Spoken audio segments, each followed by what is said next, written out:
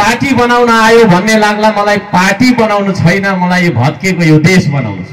हाम्रो प्रतिस्पर्धा एमालेसँग होइन, हाम्रो प्रतिस्पर्धा कांग्रेस र माओवादीसँग होइन, हाम्रो प्रतिस्पर्धा रासपासँग होइन, हाम्रो प्रतिस्पर्धा अरू कुनै दलसँग होइन, हाम्रो प्रतिस्पर्धा चाइना र इन्डियासँग हो, अरू कुनै कुरामा होइन, विकासमा। उनीहरूले 18 घण्टा काम गर्छन् भने हामीले 19-20 घण्टा काम गरेर देखाउनुपर्छ। सारा नेपालीलाई म जगाउनका लागि आएको मान्छे।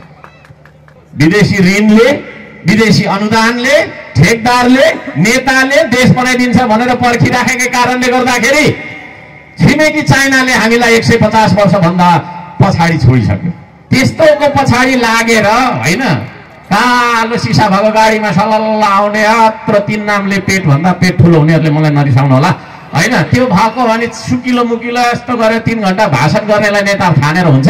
मात्रै बन्दैन देश, औजार चलाउनु पर्छ। अब नीतिले मात्रै बन्दैन देश, श्रमदान गर्नुपर्छ। यहाँहरू सबैसँग मिलेर यो भत्केको देशलाई बनाउनका लागि ढुङ्गा बोक्ने रहर छ मेरो। म हर्क भनेको हर्ष, मोस्ट अफ द टाइम म खुसी रहन्छु, हाँसिरहन्छु, कहिले काहीँ गुइठै सुइठै पनि भनिदिन्छु। त्यो अब कथाले मागेपछि भन्नै पर्छ फेरि राजनीति गर्ने मान्छेले होइन।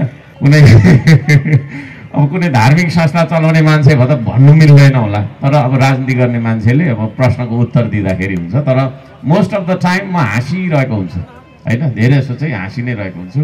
हाँसिरहनुपर्छ, मिलेर बाँचिरहनुपर्छ। यो देशमा यो देशलाई बचाउनका लागि सँगै मिलेर काम गर्दै बाँचिरहेको हुनुपर्छ। आदरणीय दाजुभाइ दिदीबहिनीहरू, म यहाँहरू सबैजनालाई अलि वरपर आइदिनका लागि अनुरोध गर्न चाहन्छु। यहाँहरू सबैसँग मिलेर यो भत्केको देशलाई बनाउनका लागि ढुङ्गा बोक्ने रहर छ मेरो।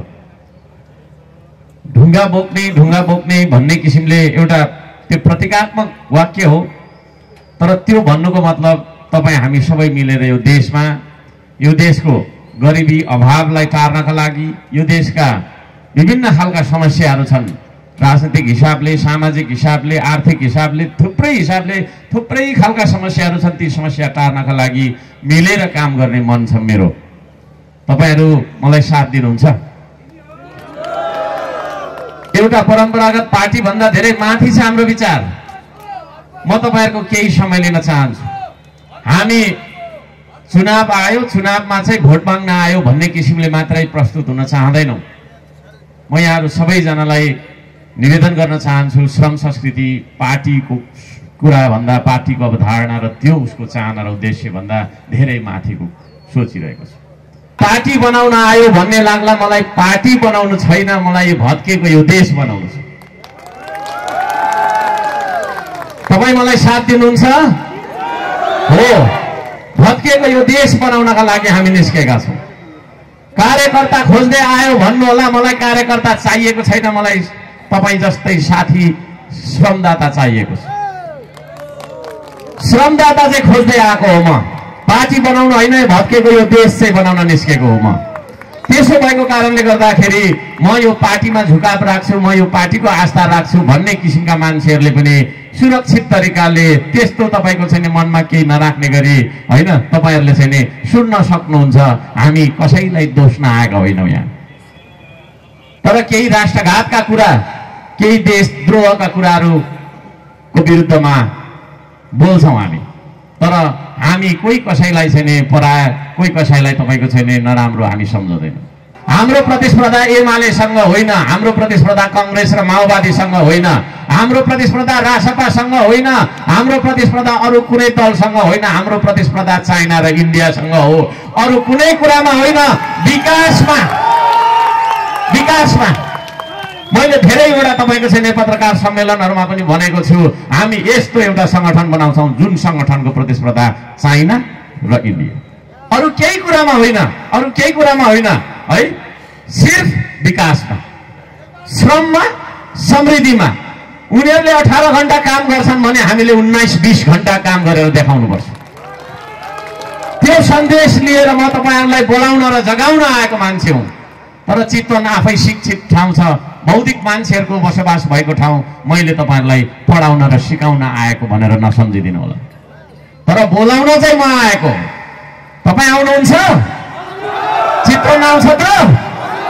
म सबैजनालाई भन्न चाहन्छु, सारा नेपालीलाई म जगाउनका लागि आएको मान्छे है। अब हामी सबै मिलेर श्रम नगरिकन यो देश बन्दैन।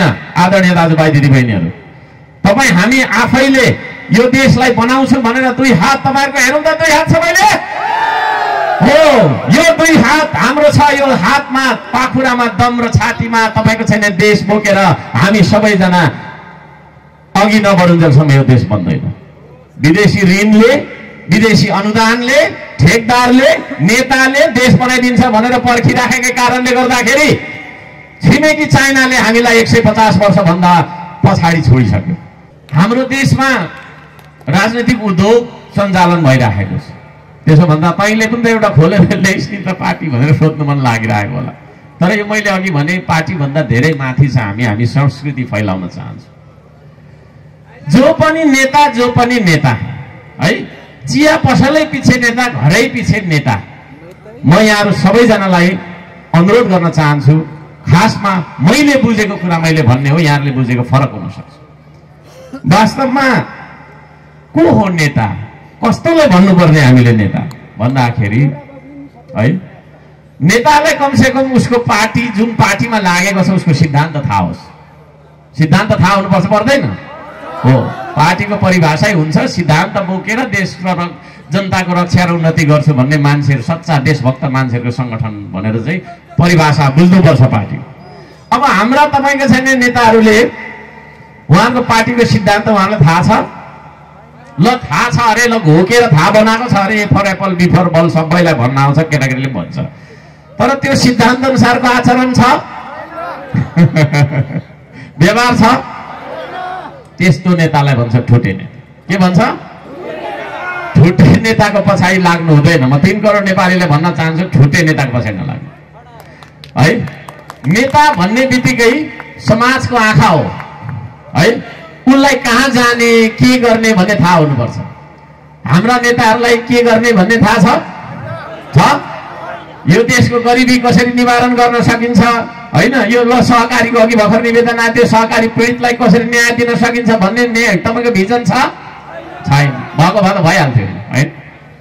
त्यसो भएको कारणले गर्दाखेरि दृष्टि नभएको, भिजन नभएको मान्छे नेता हुन सक्दैन है।